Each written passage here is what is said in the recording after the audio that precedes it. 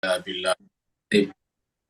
أشهد أن لا إله إلا الله وحده لا شريك له وأشهد أن محمدا عبده ورسوله وحبيبه وخاتم النبيين والمبعوث رحمة للعالمين. اللهم صل على حبيبنا وشفينا ومولانا أبي القاسم المصطفى محمد. اللهم اللهم صل صل على على محمد وآل محمد محمد. وعلي محمد اللهم صل على محمد وآل محمد. اللهم صل على محمد وآل محمد أجمعين. وعلى آله وصحبه ومن تبعهم بإحسان إلى يوم الدين. Amma ba'd. Masyiral muslimin rahimakumullah, kita bersyukur, kita bersua dalam keadaan sehat walafiat. Dan pertemuan kita malam ini adalah untuk irfan atau hikmah, irfan atau tasawuf. Ya. Buku yang kita bahas adalah buku Imam Khomeini tentang rahasia salat ahli ma'rifat. Dan kita sudah masuk pada bagian kedua, bab 1. Mari kita masuk ke screen untuk meneruskannya.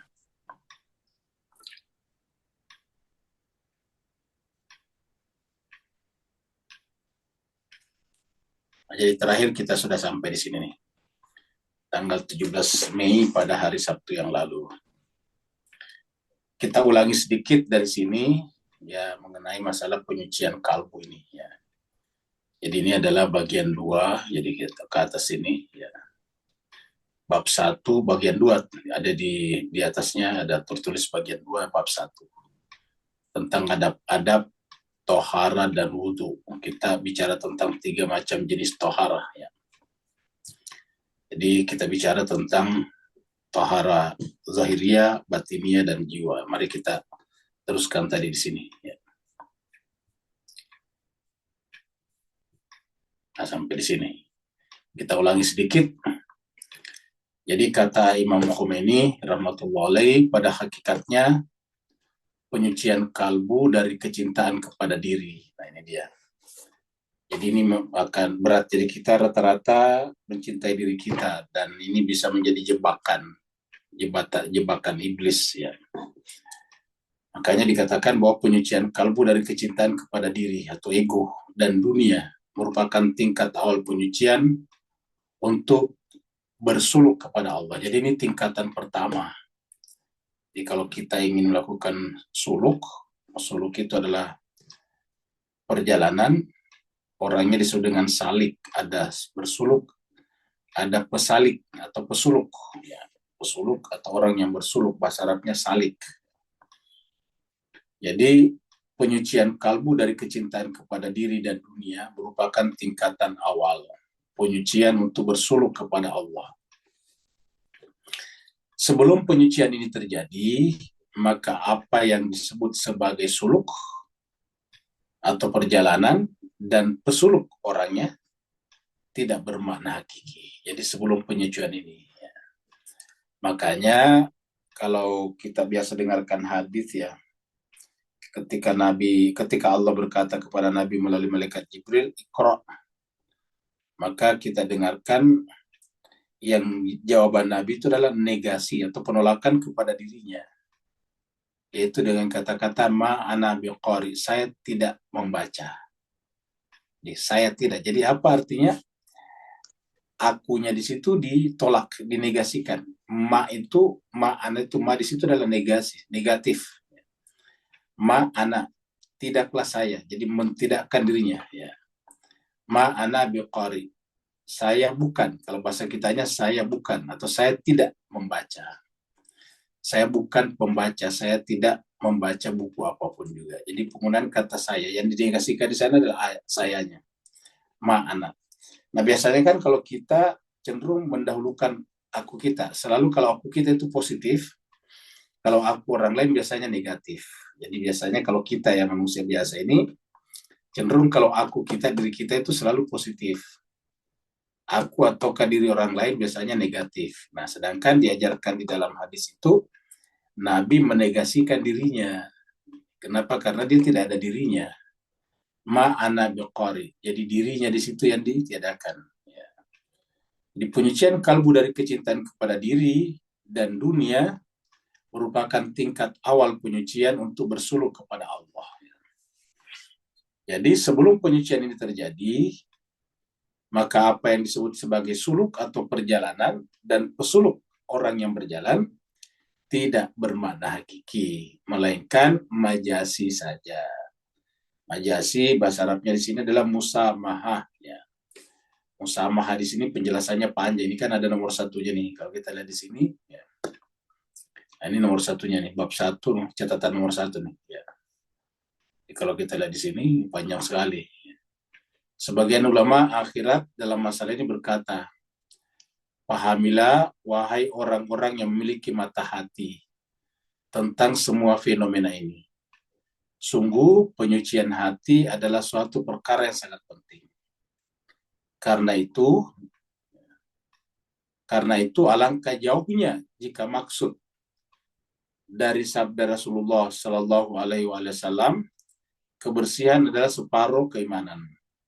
Ya, bahasa Arabnya adalah an-nazafatu minal iman, kan begitu biasanya. An-nazafatu minal iman, kebersihan itu bagian daripada iman. Nah, Imam Honi menjelaskan di sini bahwa kata an-nazafatu minal iman itu tidak boleh hanya berhenti pada zahirianya saja. Ya, jadi kebersihan adalah separuh dari iman, merujuk pada kesucian lahiriah dengan mengalirkan air dan menyucikannya. Jadi kalau kita artikan ini hanya pada aspek lahiriah, ya kita berhenti pada wudhu dan bersuci.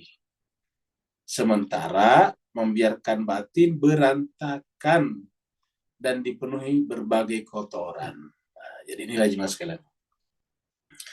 Jadi yang dibicarakan adalah kebersihan zahir. Memang penting, tetapi kita menjadi keliru juga apabila penekanannya pada kebersihan lahiriah, tapi membuat berantakan batin kita, kesucian batin kita. Istilahnya Imam Khomeini di sini, membiarkan batin berantakan dan dipenuhi berbagai kotoran. Sungguh jauh dari kebenaran. Kalau kita hanya berhenti di mengartikan hadisnya, berhenti di situ. Nah, jemaah sekalian, sama dengan masyarakat kita sekarang. Yang ramai dibicarakan adalah sertifikat halal dari Majelis Ulama, atau Majelis Ulama kalau di Indonesia. Jadi sertifikat halal, harus ada sertifikat halalnya. Nah, sertifikat halal itu kan makanan zahir lahiriah. Nah, yang paling penting dibicarakan, terutama kalau di Indonesia, karena di Indonesia ini korupsinya luar biasa ya. Di Indonesia ini tradisi korupsi itu luar biasa di kalangan pejabat. Nah, harusnya yang paling banyak dibicarakan itu adalah batin, yaitu bahwa kalau pendapatan kita itu tidak bersumber pada yang halal, otomatis haram. Nah, dengan demikian makanan apapun yang kita makan tetap haram namanya, walaupun sudah dikasih sertifikat dari Majelis Ulama, ya tetap haram. Ya, bahkan kita makan misalnya sapi, tapi sapinya kita beli dengan pendapatan yang kita korup, ya tetap sapinya haram namanya. Nah, sayangnya ini jarang dibicarakan. Yang dibicarakan cuma sertifikat halal. Ribut, ada produk yang tidak ada sertifikat halalnya, atau ada sertifikat halalnya tapi ternyata isinya juga ada yang haram. Nah, itu kan baru-baru terjadi. Dan ini sampai produk ini masuk ke Malaysia, sehingga Malaysia juga menarik produk ini. Ya. Jadi kan menjadi masalah. Ya. Menjadi masalah. Oleh sebab itulah harusnya dibicarakan ini adalah pendapatan yang halal dan yang haram. Ya. Karena jangkauannya lebih luas. Kalau misalnya kita memakan yang haram dalam pengertian misalnya katakanlah makan babi, yang rugi kan dirinya sendiri. Ya. Tetapi kalau dia korupsi, rugi negara, rugi rakyat. Ya. Kalau kita korup, yang kita rugikan negara, yang kita rugikan adalah rakyat. Karena yang kita korup itu uang negara, berarti kan uang rakyat semuanya. Ya. Tapi ini jarang dibicarakan. Karena kalau menyangkut masalah uang haram, uang halal, ini kan masalah batiniah. Ya. Masalah batiniah, bukan di lahiriah. Kalau lahiriah yang kotor ya cuma babi, darah, dan bangkai, dan sebagainya. Nah, tapi kalau dari sisi batiniah, apapun yang pendapatan kita apapun, kalau itu tidak benar jalannya, ya tetap haram namanya. Kemudian mereka berkata, penyucian mempunyai 4 peringkat. Jadi mereka berkata penyucian mempunyai 4 peringkat. Pertama, penyucian lahir dan hadas. Hadas besar, hadas kecil. Jadi penyucian lahir dan penyucian dari hadas. Keadaan yang tidak suci dan najis. Yang kedua, penyucian anggota badan dari tindakan. Perbuatan maksudnya seperti tindakan kriminal, dosa. Ketiga, penyucian hati dari akhlak-akhlak tercela dan perbuatan-perbuatan terkutuk. Ya. Yang keempat, penyucian sir dari selain Allah. Ya. Jadi sir kita, bagian yang paling dalam daripada hati kita, harus bersih juga, harus suci juga dari selain Allah. Yang merupakan perbuatan-perbuatan penyucian diri, para nabi dan siddiqin. Dan yang keempat inilah yang dimaksud dengan qad aflaha man zakkaha wa qad khaba man dassaha. Keberhasilan dalam setiap peringkat adalah setengah amal yang sesuai dengan peringkatnya. Sedangkan puncak tertinggi dari amal sir adalah tersingkapnya kebesaran dan keagungan Allah yang biasa kita sebut dengan mukasyafah. Mukasyafah, baru kemudian musyahadah. Ma'rifatullah tidak bersemayam dalam sir selama selainnya tidak keluar dari padanya. Jadi coba perhatikan kata-kata ini. Ma'rifatullah, mengenal Allah dengan benar, ma'rifat kepada Allah, tidak akan bersemayam, tidak akan landing, tidak akan tersimpan di dalam sir kita selama selain daripada Allah masih ada di sana, belum keluar dari sir tersebut. Sir itu mungkin semacam benak kita yang paling dalam. Karena itu Allah berfirman sini, ya, ini dalam Al-Quran surat Al-An'am 91, katakanlah Allah lah yang menurunkan Al-Quran, lalu biarkanlah mereka bermain-main di dalam kesesatannya. Jadi Al-Quran itu diturunkan Allah, tapi biarkanlah mereka bermain-main dalam kesesatannya. Karena keduanya tidak mungkin berkumpul dalam satu hati. Ya, sebagaimana di dalam surat Al-Ahzab, bahwa Allah tidak menjadikan dalam kalbu itu jaufaini, dua lubang, dua buah hati. Jauh ini dari kata jaufaini, ya, dua buah hati dalam rongga dadanya. Jadi tidak mungkin. Artinya tidak mungkin dalam hati kita itu memiliki dua cinta. Tidak mungkin, cuma satu saja. Begitu kita mencintai makhluk, ya nggak mungkin mencintai Allah. Begitu kita mencintai dunia, ya tidak mungkin mencintai Allah. Jadi dengan demikian, kata-kata surat Al-Ahzab ini, Allah tidak menjadikan di dalam diri kita adalah jaufain, itu maksudnya Imam Khomeini seperti itu, ya seperti dia. Kita lihat di sini. Jadi surat 33 ayat 4.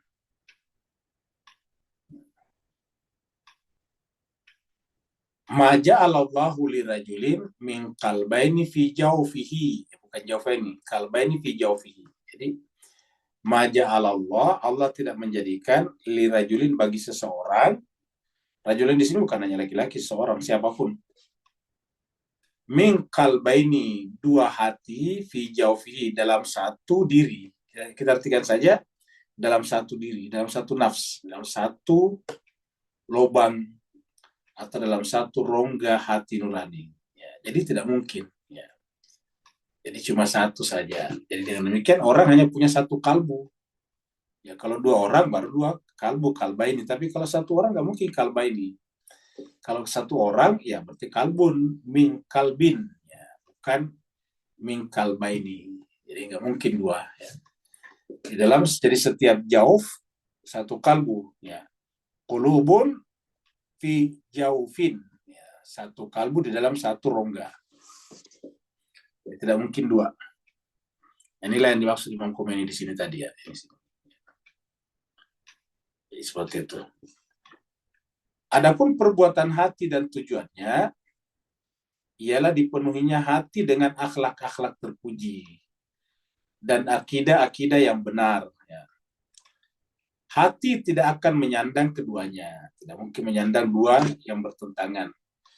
Selama hati tidak dibersihkan terlebih dahulu dari akhlak-akhlak tercela, dan dari akidah-akidah yang salah, berarti selama itu juga Allah tidak mungkin bersemayam di sana. Jadi sir kita itu kita artikan saja dengan arasnya Allah. Aras dalam tanda petik ya, sebagai tempat bersemayam dalam diri kita, itu adalah sir. Dan selama ada selain Allah di sana, ya tidak mungkin Allah menempati mahligainya atau ke arasnya di sana. Menyucikan hati adalah tahapan pertama, yang sekaligus prasyarat untuk pengisian hati dengan akhlak-akhlak terpuji sebagai tahapan kedua. Ya. Jadi kalau dalam bahasa tasawuf itu biasanya disebut dengan takhalluk, takhalluk, baru kemudian tahalli dan tajalli. Ya. Tahalli, tajalli. Nah, gitu. Demikian pula penyucian anggota badan dari segala larangan adalah tahap pertama, sekaligus sebagai syarat atau prasyarat bagi penghiasan anggota-anggota badan dengan ketaatan sebagai tahapan kedua. Itulah makam-makam iman yang setiap makamnya terdapat peringkat. Jadi setiap makam terdapat lagi sub-subnya, peringkat-peringkatnya. Seorang hamba tidak akan mencapai peringkat yang tinggi kecuali setelah melewati peringkat bawah. Jadi harus dari bawah, nggak mungkin loncat. Persis sama kalau kita naik ke lantai 2, kita harus dari bawah pakai tangga, dan tangganya itu harus step by step, dan stepnya itu tidak boleh loncat, harus step by step, step demi step, setingkat demi setingkat, ya. Setapak demi setapak. Jadi tidak bisa loncat ke atas. Tidak akan sampai pada penyucian sir dari sifat-sifat tercelah dan kemudian dipenuhinya dengan akhlak terpuji orang yang belum berusaha menyucikan seluruh anggota badannya dari segala larangan dan menghiasinya dengan ketaatan. Jadi tidak bisa. Jadi selama kita tidak membersihkan nafs zulmani kita, lalu diganti dengan nafs rahmani, nah itu tidak akan mungkin. Karena setiap tujuan agung dan mulia yang hendak dicapai, maka jalan menuju padanya tentu sulit, panjang, dan banyak rintangan. Jangan engkau kira perkara ini dapat dicapai dengan mudah dan santai. Jadi harus perjuangan mujahadah. Itulah mujahadah sesungguhnya. Kita kembali ke sini. Jadi sudah selesai tadi ini. Di balik tempat tinggal ego ini ada sejumlah tempat tinggal lain di 7 kota. Jadi maksudnya itu 7 lapis. Ya. Seperti yang disebutkan dalam prosa Fariduddin Attar. Ya. Saat melewati sejumlah tempat tinggal di 7 kota itu, pesuluk akan mendapatkan gambaran dari masing-masingnya. Jalaluddin Rumi melihat dirinya sebelum lagi beranjak dari ujung gang di salah satu kota itu. Lalu dari belakang rangkaian pembatas kota yang raksasa dan lapisan hijab yang tebal ini, kita berani mengklaim bahwa semua ungkapan itu cerita dusta belaka. Nah, seperti itu. Nah, sekarang kita masuk pada yang baru ini ya. Jadi terakhir. Saya tak sedang berbicara tentang Syekh Attar. Maksudnya di situ Fariduddin Al-Attar ini. Fariduddin Attar ini adalah seorang sufi besar ya. Itu ada bukunya nih, ya cukup tebal. Jadi Syekh Attar atau Maisam At-Tamar. Jadi Maisam At-Tamar. Jadi Fariduddin Attar itu punya bukunya ya, yang cukup tebal. Coba kita cari di sini nih. Ya. Coba kita cari di sini. Ya. Fariduddin Attar ya. Jadi kita tulis di sini Fariduddin Attar.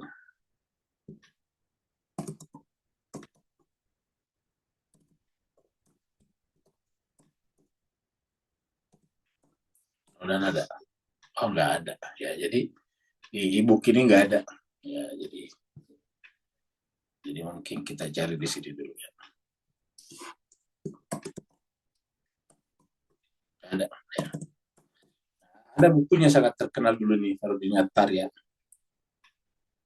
Nah, ya Fariduddin Attar dalam buku, tapi ini bukan ya.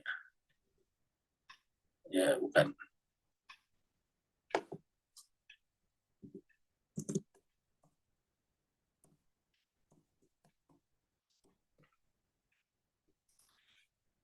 Ini bukan ya, ini bahasa Jerman malah ini ya. Nah, jadi jelas ini sebetulnya ada, tapi bukan tulisannya dia, ini e-book ini. Faridudin Attar ini ada ya. Di Faridudin Attar ya.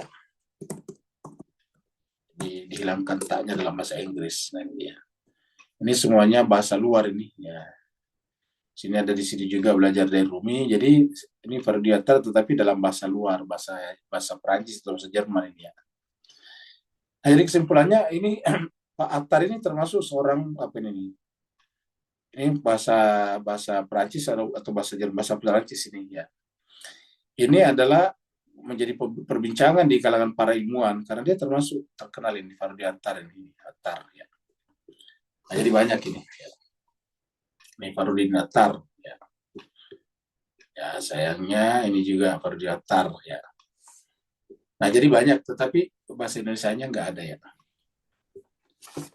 Nah kita teruskan lagi. Jadi kata yang ini saya tak sedang berbicara tentang Syekh Attar, kalau saya Faridudin Attar ini, atau Maisam At-Tamar. Ya. Tapi saya tak berani mengingkari makam-makam mereka itu. Jadi artinya bahwa Imam Khomeini mengakui tentang makam-makam mereka. Saya berupaya mencari-cari para pemilik makam-makam itu dengan kalbu dan roh saya, serta berharap segera memperoleh kecintaan yang seperti itu. Ya. Sedangkan engkau sendiri, maksudnya ke kita di pembaca, jadilah yang kau mau dan bersama orang yang kau senangi. Ya, jadi kita harus mencari role model dulu. Nah, role model kita adalah dari sisi rohani ya. Role model kita adalah orang-orang seperti itu.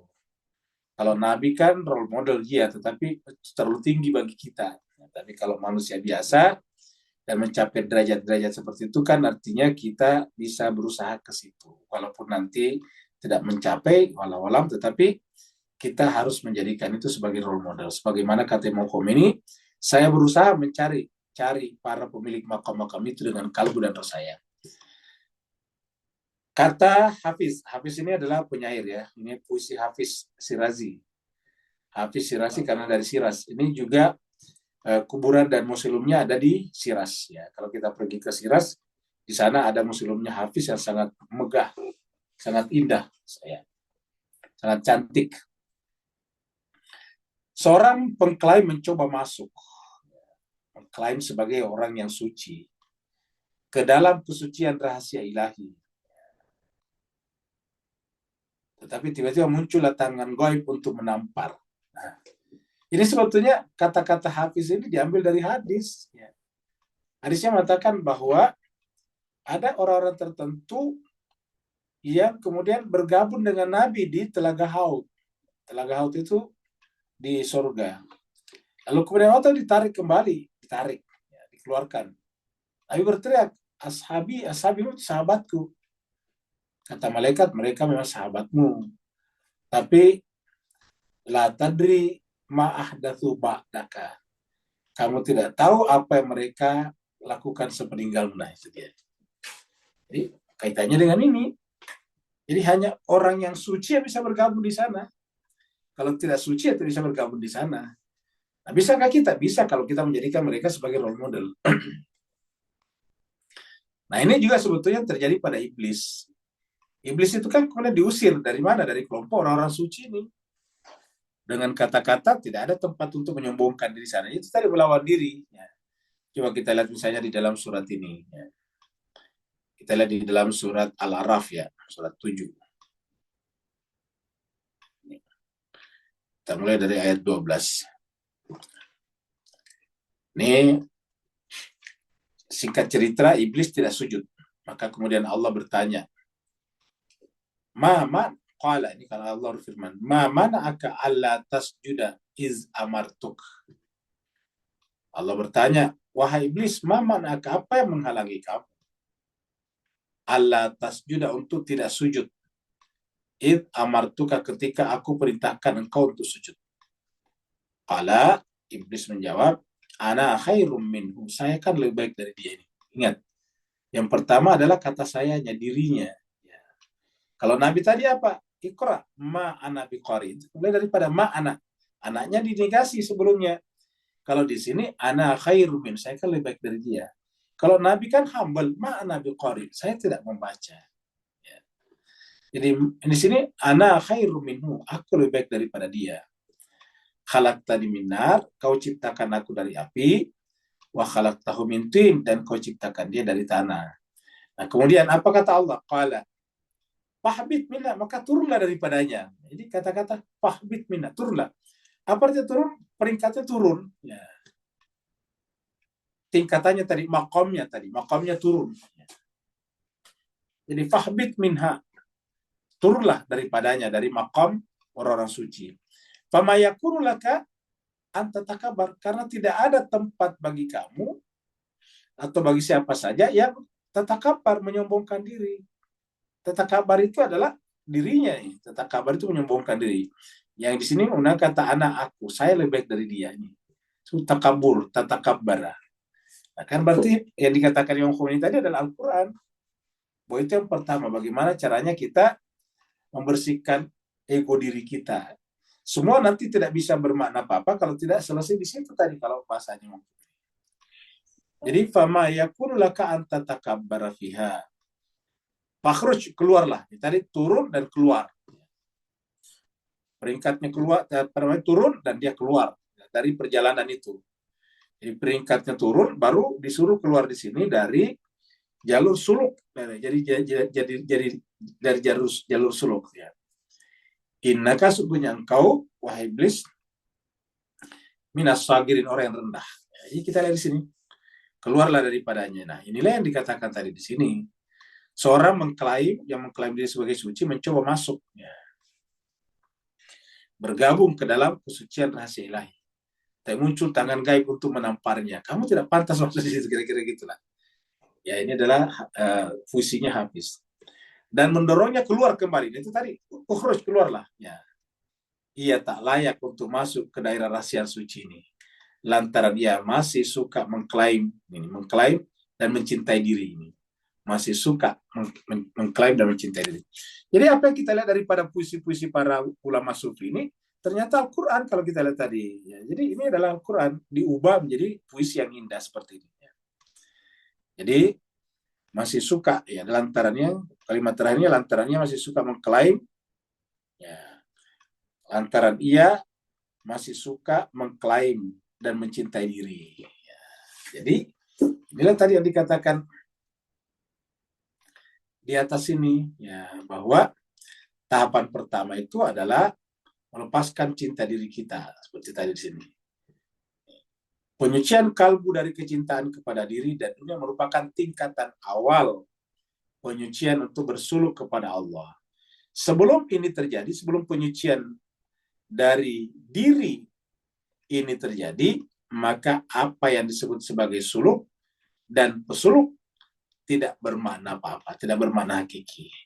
Melainkan hanyalah majasi. Majasi itu cuma kita sebut saja omong kosong saja, musamahah. Itu tadi yang kita bahas. Nah, jadi itu adalah puisinya Hafiz. Ya.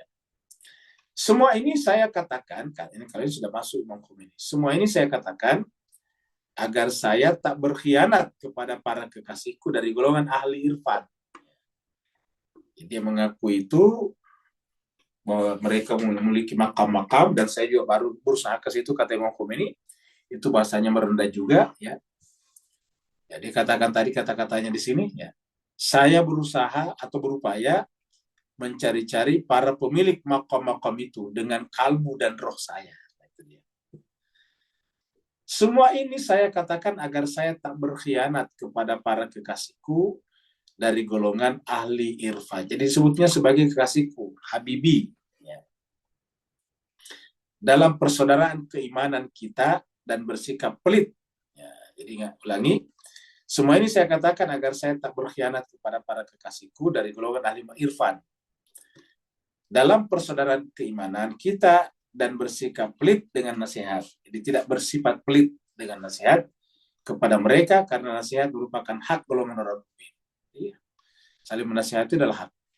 Makanya di dalam surat Al-Asr itu kan dikatakan watawasaw bil haqqi watawasaw bis sabr. Tawas itu kan saling menasihati.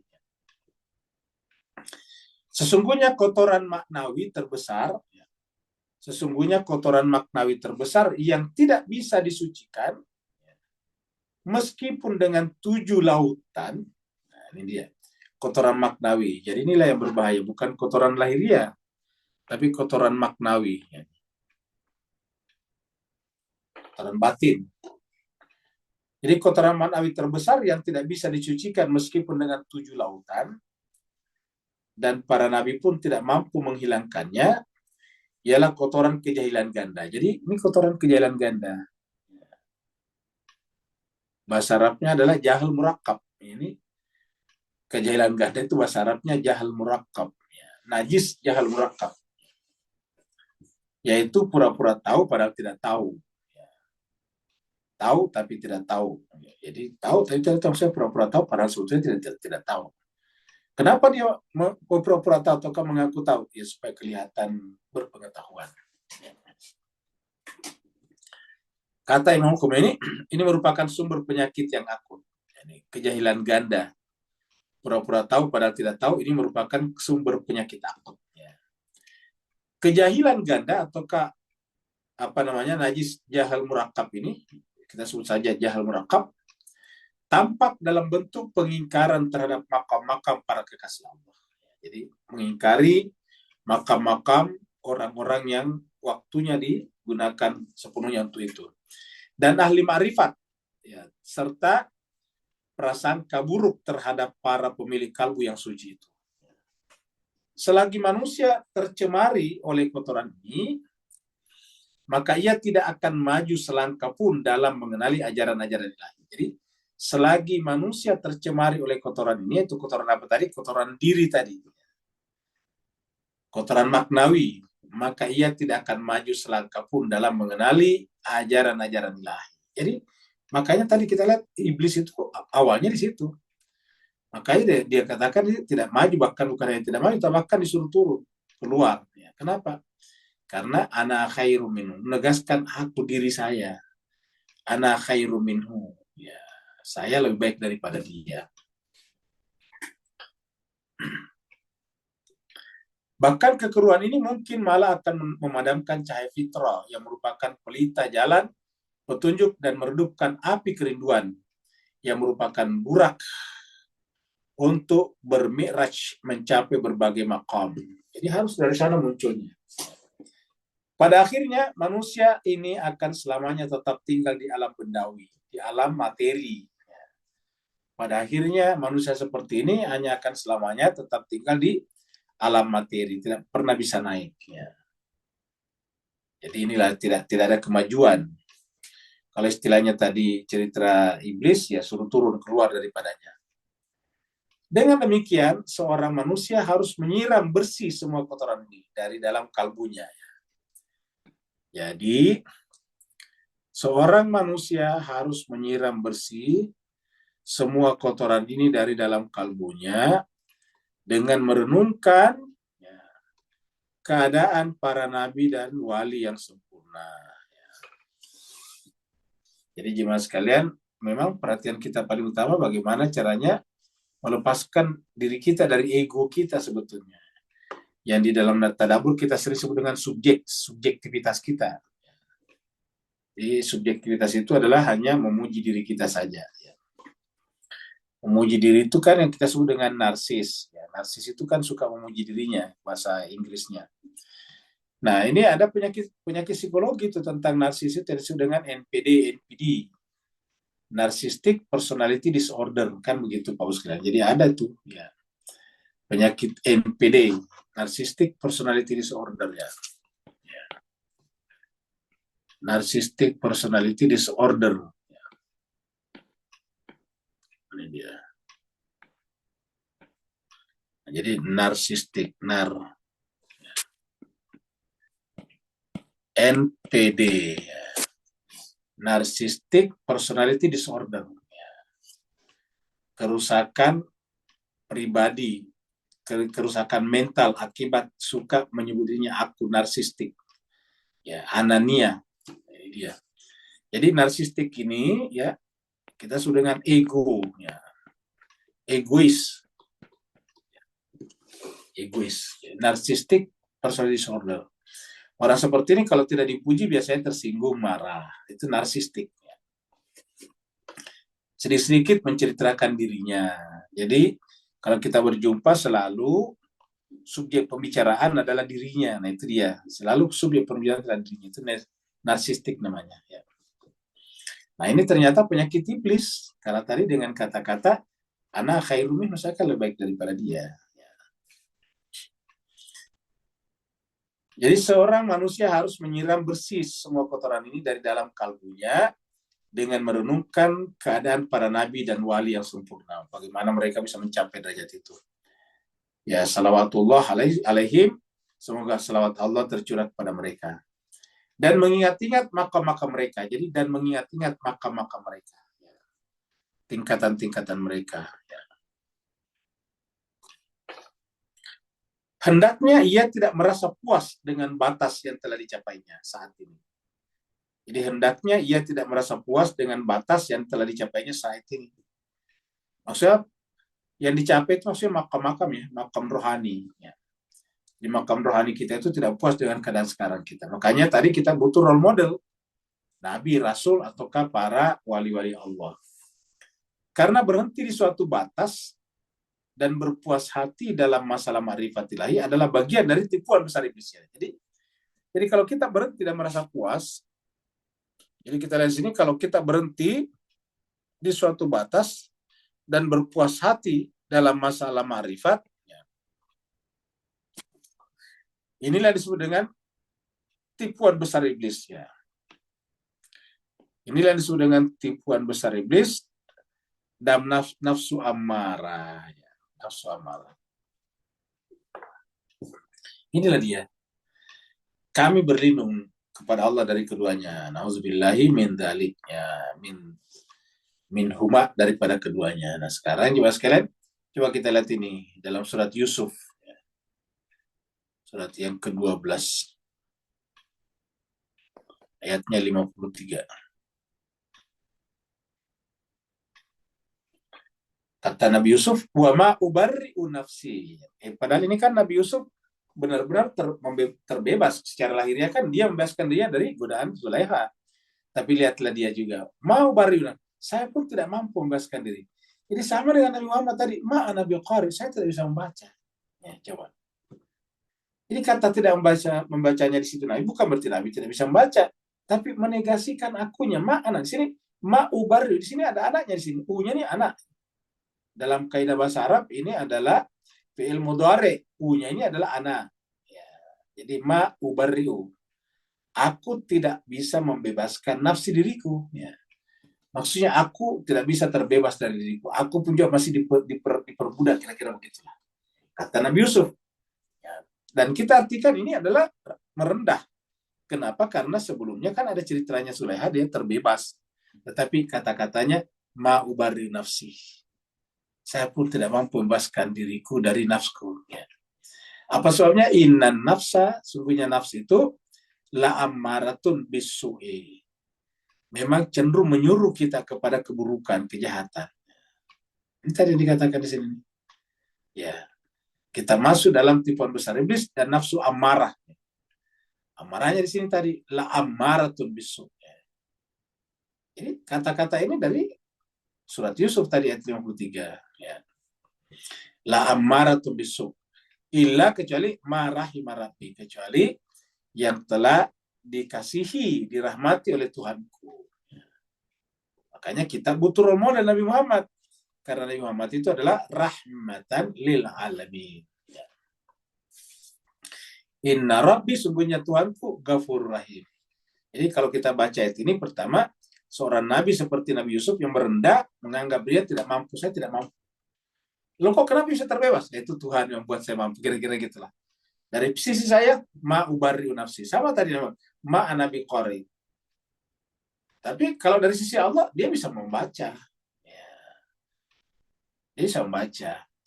Bagaimana bisa mengecek tulisan-tulisan Al-Quran pada saat itu kalau dia tidak bisa baca? Tetapi dia tidak pernah belajar membaca. Ya, seperti itu. Ma anabi qari. Sini ma ubari nafsi. Ya. Nah, jadi inilah kata-kata ma ubari nafsi. Kenapa? Inna nafsa la ammaratun bisu.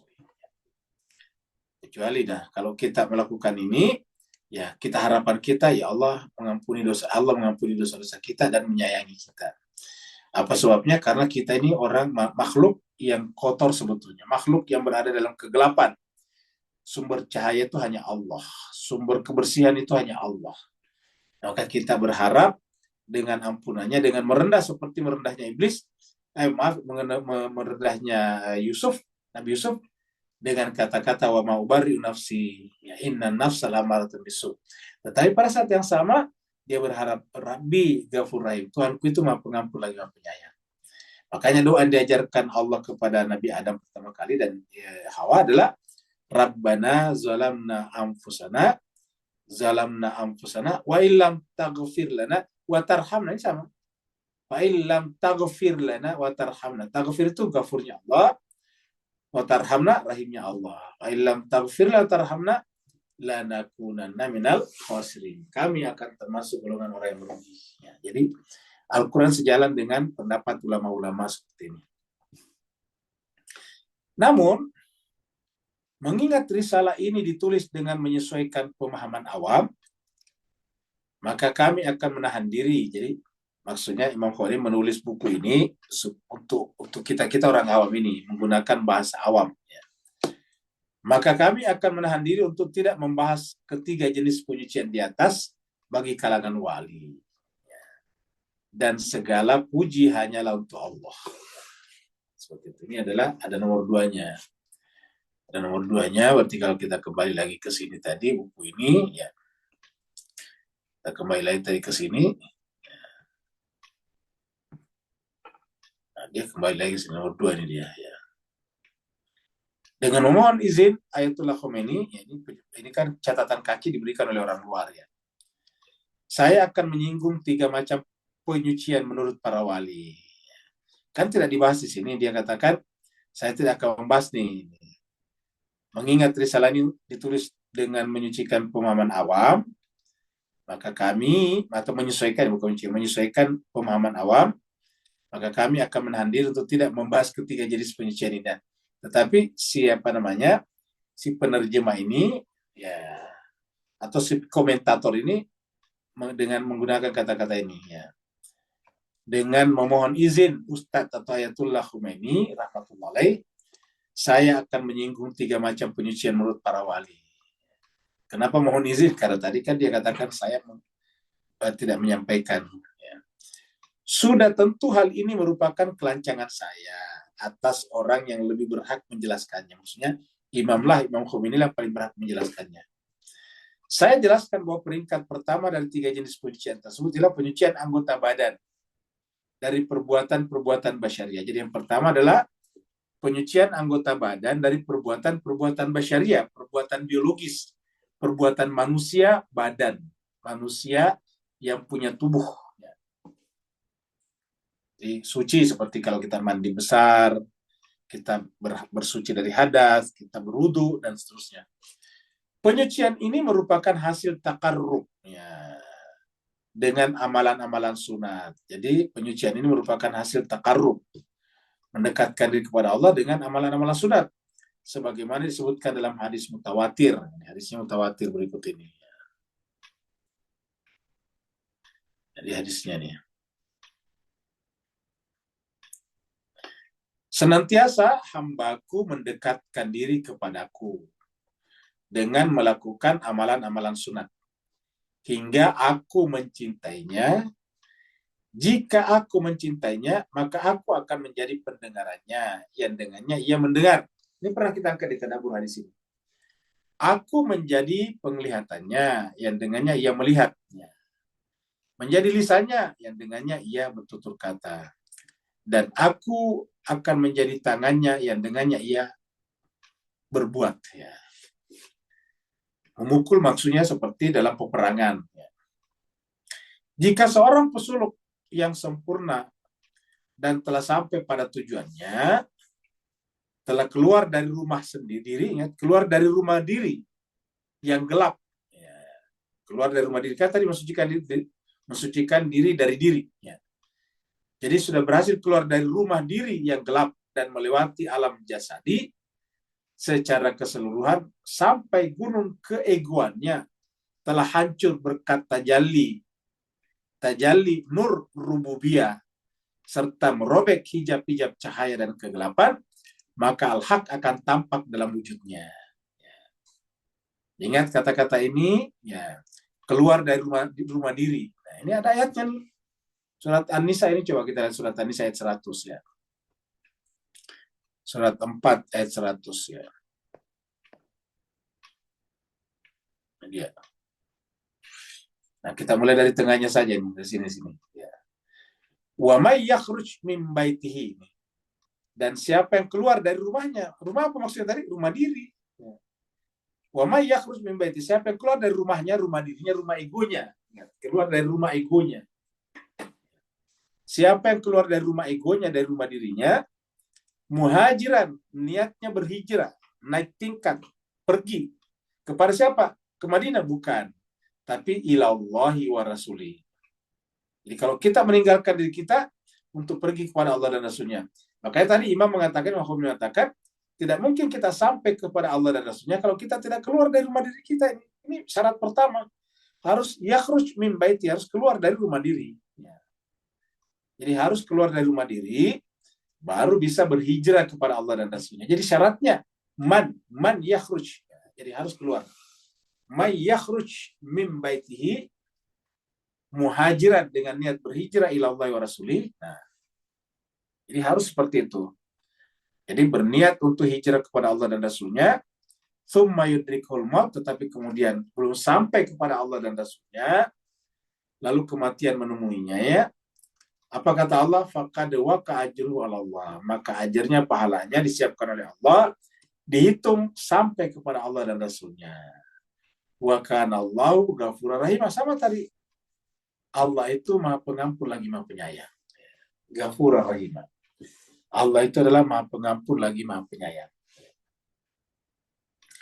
Nah, jadi semua yang diungkapkan oleh mereka di sini adalah dari apa namanya? Dari Al-Qur'annya.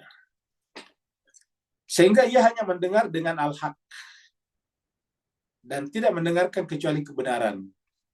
Melihat dengan al-haq dan tidak melihat kecuali kebenaran. Memukul dengan al-haq dan tidak keluar darinya kecuali dengan kebenaran. Maksudnya tidak mungkin berperang kalau bukan karena kebenaran. Tidak mungkin orang ini berperang karena ego, karena nasionalisme sempit, ya tidak mungkin. Serta ia hanya bertutur kata dengan al-haq. Maksudnya bertutur kata-kata itu dengan kebenaran. Dan tidak bertutur kecuali kebenaran. Ya. Jika ia berhasil bertahan dalam maqam ini dan mendekat kepada Allah menurut kadar kesiapannya, maka ia masuki peringkat penyucian kedua. Tadi kan pertama tuh, ya penyucian basyariah tadinya. Jadi masuklah pada peringkat penyucian kedua, yaitu penyucian akhlak-akhlak, perbuatan. Nah, jadi kita lihat perbuatan. Jadi kita ulangi tadi lagi ya kata-katanya tadi sini ya. Yang pertama di sini bahwa ya, penyucian peringkat pertama dari 3 jenis penyucian tersebut ialah penyucian anggota badan dari perbuatan-perbuatan basyariah. Penyucian anggota badan dari perbuatan-perbuatan basyariah. Itulah sebetulnya rahasia daripada wudhu. Ya. Kemudian yang kedua di sini, baru masuk pada yang kedua, peringkat kedua, penyucian peringkat kedua, yaitu penyucian akhlak-akhlak, jadi perbuatan-perbuatan.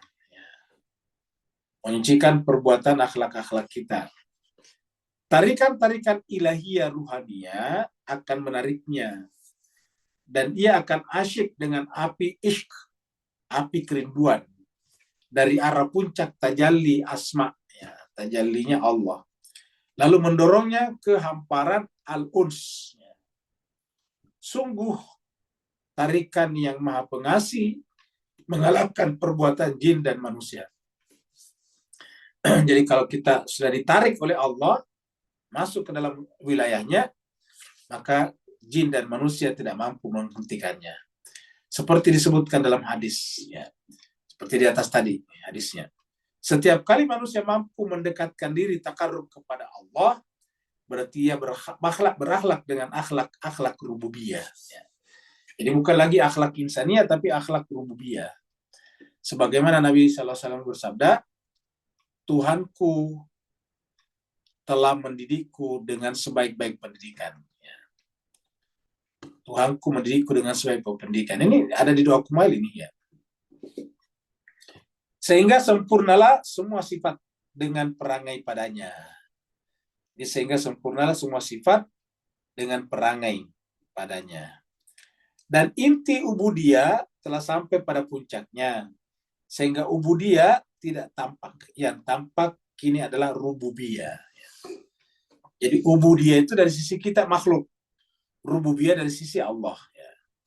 Dan menjelmalah hakikat dari berakhlak dengan akhlak-akhlak Allah. Takhalluk bi akhlakillah. Takhalluk itu berakhlaklah dengan akhlak Allah. Takhalluk bi akhlakillah. Ya. Pada ujung takarrub dengan sunnah-sunnah tadi, manusia sampai pada penyucian peringkat ketiga, yaitu penyucian zat. Ya, penyucian zat dan penyingkapan tasbih-tasbih al-jalal, jalalnya Allah. Ya. Di tingkat yang ketiga inilah dia si hamba si salik itu fana. Ya, sudah sampai pada tingkat fana atau sirna, dia sudah tidak ada. Ya. Yang ada hanya Allah, tidak ada lagi dualitas. Ya. Jadi fana secara menyeluruh dan sempurna. Sehingga hati menjadi jelmaan Tuhan dan Tuhan bertajalli pada peringkat-peringkat lahir dan batinnya. Jadi kalau dia berbuat lahirnya, itu adalah tajalli daripada Allah. Jadi orang ini sudah merupakan ayat-ayat Allah, ayatullah. Lalu ia sampai pada sumber keagungan, ya, dan rohnya bergantung pada kemuliaan Al-Quds. Sebagaimana telah disentuh salah seorang maksum dalam doa munajat Syabaniyah. Jadi ada dalam munajat Syabaniyah. Ya Tuhanku, berilah daku kesempurnaan berhubungan denganmu. Sinarilah mata hati kami dengan pancaran pandangannya kepadamu. Sehingga mata hati ini dapat menembus hijab-hijab cahaya dan sampai pada sumber keagungan serta roh kami bergelantungan dengan kemuliaan Quds. Ingat, hijab-hijab itu pernah kita bahas sebelumnya, di antaranya ada hijab cahaya. Pada peringkat ini, wujud manusia menjadi sebuah kebenaran al-haq, yaitu menyaksikan makhluk-makhluknya pada cermin wujudnya. Jadi artinya, yang kita, kalau kita melihat apapun, yang kita lihat dia. Jadi setiap yang kita lihat itu cermin untuk menyaksikan dia. Jadi wujud-wujud makhluk ini, misalnya kembang, pelangi, yang kita lihat di sana adalah Allah al-haq. Jika dia seorang insan kamil, manusia sempurna, maka keinginannya sesuai dengan kehendak yang mutlak. Jadi keinginannya sama dengan yang mutlak. Ya. Keinginannya sudah seperti, sudah tidak ada selisih. Sebagaimana terekam dalam ungkapan doa ziarah para wali kamil. Yang mengatakan,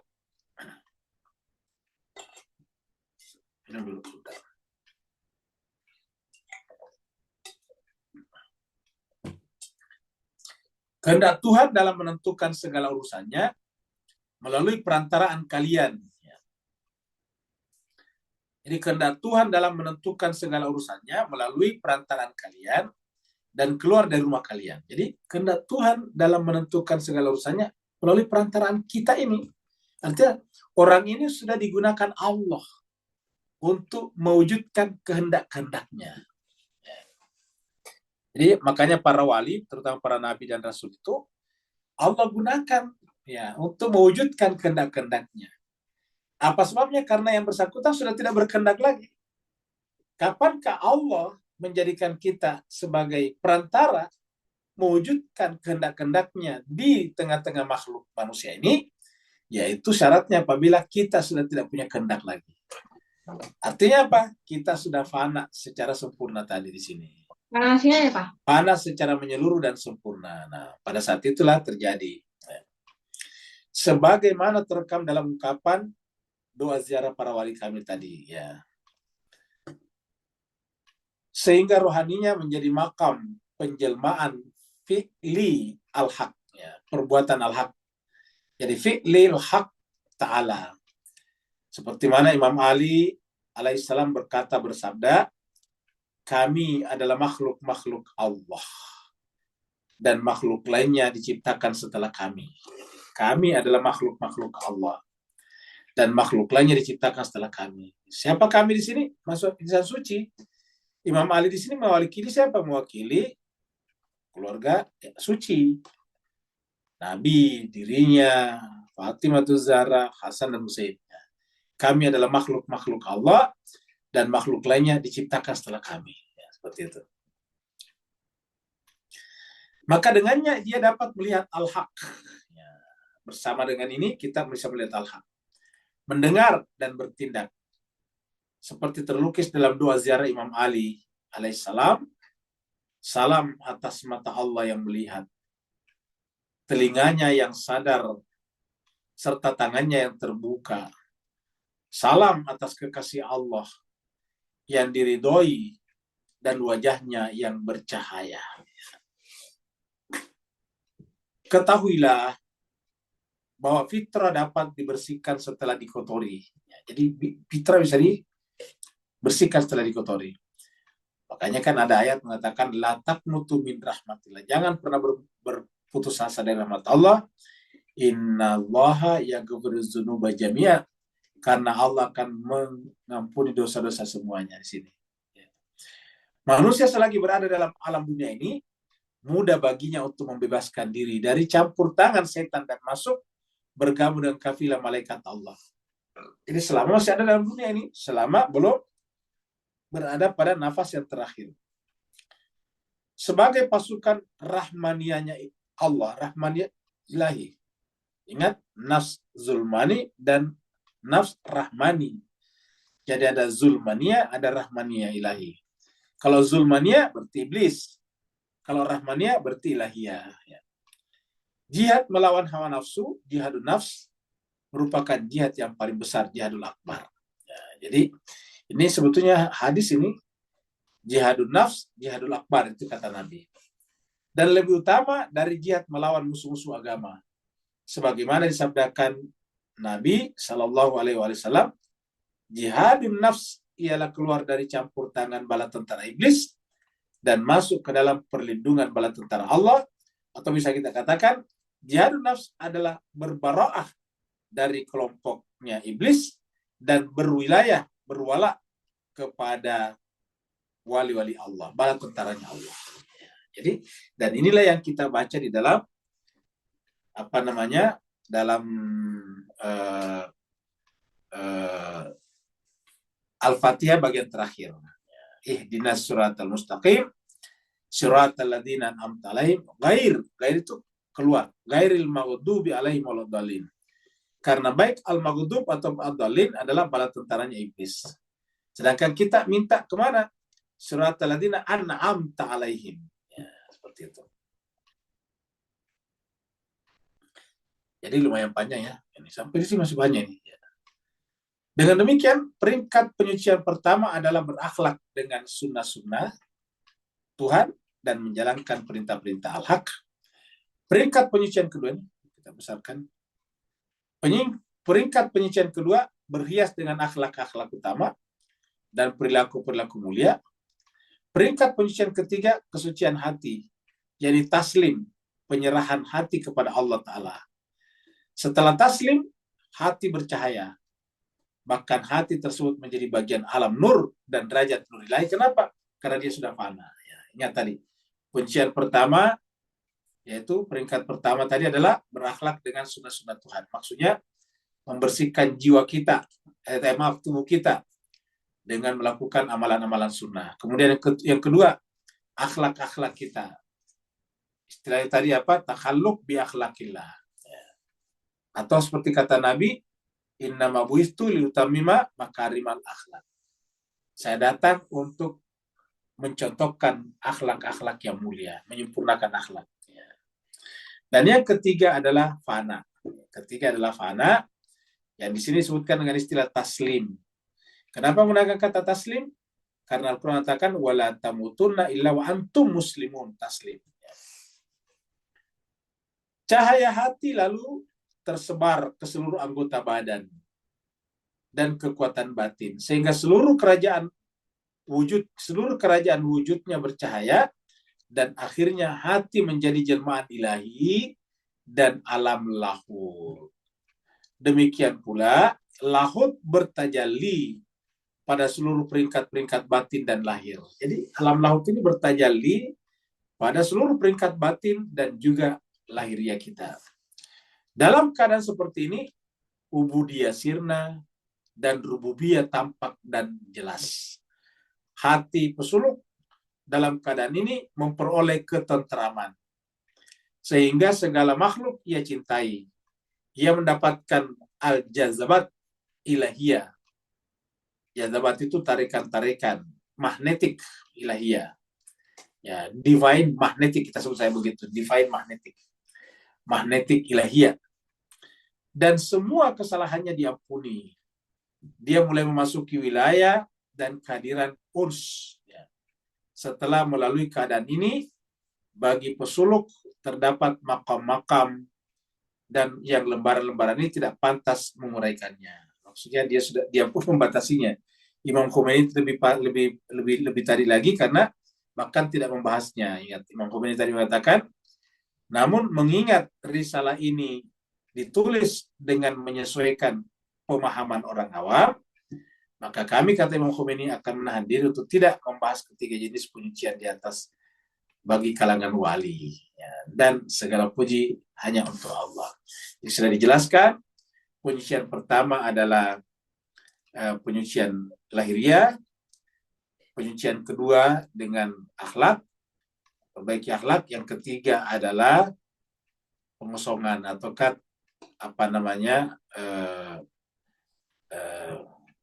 sirna atau tadi fana, sehingga yang ada hanya Allah. Istilahnya tadi taslim, seperti dalam kata wala tamutunna illa wa antum muslimun. 2. Peringkat-peringkat kesucian.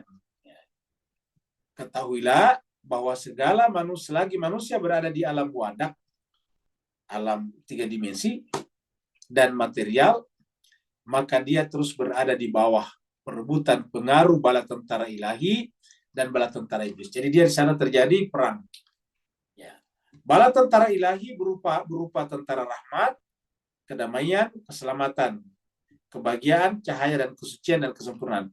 Sementara bala tentara iblis adalah kebalikan dari semuanya itu. Nah, inilah saya kira pembahasan kita pada hari ini. Jadi insya Allah nanti kita ulangi dari nomor 2 ini ya. Hari ini tanggal 24 ya, bulan 5 25. Ya. Yang mau bertanya dipersilakan. Assalamualaikum Ustaz. Waalaikumsalam warahmatullahi wabarakatuh. Silakan Pak Nur. Bismillahirrahmanirrahim. Baik ya Ustaz. Bismillahirrahmanirrahim. Dalam pembahasan kali ini Ustaz, kalau kita kembalikan kaitan pada Al-A'raf ayat 12 tadi, maka terselit kalimat fakharuj innaka minal sawirin. So maknanya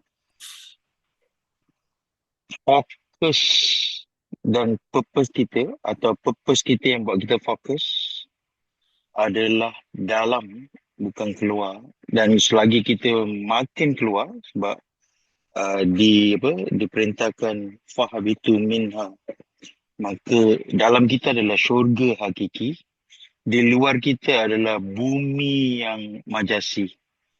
So akhirnya kalau kita terlepas fokus kembali ke dalam, maka kita makin jauh keluar, sedangkan Allah lebih erat daripada urat leher kita tadi.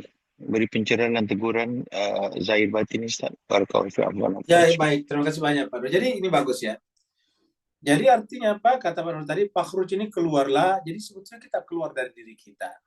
Dalam pengertian gini, bukan keluar dari ego tadi, tapi iblis ini keluar daripada wilayah, keluar daripada tempatnya para wali, para maksumin, para nabi dan rasul. Bahkan keluar daripada singgasana Allah. Singgasana Allah di mana? Yaitu di dalam diri kita. Jadi sebetulnya jemaah sekalian berbahagia, ketika kita sudah tidak fokus pada diri kita, kalau istilah dari Pak Nur, tidak fokus pada diri, bukan diri ego ya, tapi maksudnya di situ fitrah kita tidak fokus pada fitrah kita, atau yang disebut tadi dengan arash ilahi pada jiwa kita, maka akhirnya kita keluar. Apa yang kita lihat di luar? Yang kita keluar itu hanyalah fata morgana. Yang kita lihat di luar itu hanyalah bayangan saja. Yang kita temukan di luar itu hanyalah semu. Ya, tipuan-tipuan saja. Ya. Misalnya kita melihat kita melihat pelangi indah. Padahal itu tipuan. Keindahan sesungguhnya ada pada Tuhan yang bertahta, bersemayam di dalam arash jiwa kita. Ya. Jadi bertahta di atas arash jiwa kita. Itulah keindahannya sesungguhnya. Jadi ketika kita keluar melihat itu pelangi indah, tertipulah kita. Kita melihat gedung-gedung itu indah, tertipulah kita. Kita melihat bunga-bunga di taman, tertipulah kita. Lalu bagaimana cara supaya tidak tertipu pada saat melihat bunga-bunga atau kembang di taman? Pada saat kita melihat bunga-bunga di taman, maka yang kita bayangkan, yang kita proyeksikan di dalam jiwa kita adalah Allah. Dalam jiwa kita adalah Allah, karena memang dia ada di sana. Nah, iblis karena ada anak, selain dari anak itu artinya selain daripada Allah ada pada dirinya, maka dia disuruh keluar. Kan tadi dikatakan selama masih ada selain Allah pada jiwa kita, pada fitrah kita, dia tidak akan ada di sana. Tadi kata-kata Imam Khomeini tadi di sini nih ya. Tadi di atas kita temukan ini ya. Jadi selama masih ada ya, sini tadi. Jadi selama masih ada di mana tadi ini ya, ini. Ya. Jadi selama masih ada selain Allah di sana, maka dia tidak mungkin bersemayam di tempat itu. Jadi harus tidak boleh ada selain daripada Allah. Ya. Tidak boleh ada selain Allah. Nah, tadi kita sebutkan istilah tahalli, dan tajalli. Nah, tahalli itu adalah pengosongan, mengeluarkan semua selain Allah. Tahalli baru kemudian kita mengkondisikan yang baik. Akhlak kalau istilahnya tadi penyucian yang kedua. Takhalluk bi akhlakillah. Baru pun yang ketiga adalah tajalli. Apa artinya tajalli? Yang ternyata menjelma di sana adalah dia, Allah. Ya, jadi ternyata tidak ada siapa-siapa. Jadi nanti ketika sudah tidak ada lagi di sana, maka muncullah dia, bertajallilah dia. Tapi selama masih ada rasa aku di sana seperti iblis tadi di dalam ayat ini, masih ada kata-kata ana di sini, ana khairum minhu, maka tidak mungkin Allah bertajalli di sana. Seperti itu. Nah, makanya dikatakan Pak Nur tadi bagus, yaitu ketika kita meninggalkan fokus pada fitrah kita atau singgasana Tuhan pada jiwa kita, ketika kita keluar, kita menjadi hina. Di sini katakan, fakhruj, keluarlah, innaka minas sagirin. Dengan keluar, kamu akan menjadi hina. Jadi kapan kita menjadi mulia? Ketika kita kembali kepada singgasana Tuhan dalam diri kita. Makanya, nah, apa Allah mengatakan dalam Al-Quran? Wa fi anfusikum afala tubsirun. Dan di dalam diri kalian, kenapa tidak perhatikan? Nabi mengatakan, ibda binafsik. Mulailah dari dirimu, dari nafsumu. Jadi seperti itu. Ataukah di dalam hadis yang terkenal di kalangan para urafa, para ahli irfan, dikatakan man arafa nafsahu faqad arafa rabbahu. Siapa yang maksud nafs di sana? Bukan ego, tetapi nafs itu adalah fitrah, singgasana Tuhan yang disimpan pada fitrah yang ada pada diri kita, yaitu jiwa kita. Nah, itu disebut dengan man arafa nafsah faqad arafa rabbah. Karena siapa mengenal dirinya, nanti yang muncul di sana adalah Allah, bertajalli di sana. Tahalli, tajalli. Ada lagi yang lain sebelum kita tutup? Ada di chatroom, Ustaz. Baik, kita ke chatroomnya. Ini dari Pak Burhan. Seorang yang belajar, dia memperoleh ilmu dan dari situ lebih banyak yang dia ketahui membawa kepada kesadaran banyak yang dia tak ketahui. Dia menyadari bahwa banyak yang dia tidak ketahui. Memang begitu. Semakin banyak kita mengetahui, semakin banyak kita tahu bahwa kita tidak tahu. Seperti itu. Semakin bertambah pengetahuan kita, semakin kita menyadari bahwa semakin banyak yang kita tidak ketahui. Ini penting agar tidak terperangkap kepada tipu daya setan yang menghias untuk bermegah diri dan merasakan kita ujub. Saya kira benar. Pernyataan ini, kalimat ini benar. Jadi adalah bahwa semakin banyak kita berpengetahuan, semakin banyak kita belajar, semakin kita menyadari bahwa semakin banyak kita tidak ketahui. Semakin humble lah kita tadi. Seperti mana tadi Nabi, ketika malaikat Jibril datang, Iqra, dia katakan, ma'ana biqari. Seperti mana tadi Nabi Yusuf, justru setelah dia lolos dari pengaruh Zulaiha, dia berkata, ma ubarri'u nafsi, inna nafsal amaratun bisu' illa ma rahimah rabbi. Itu kan kata-kata itu indah sekali.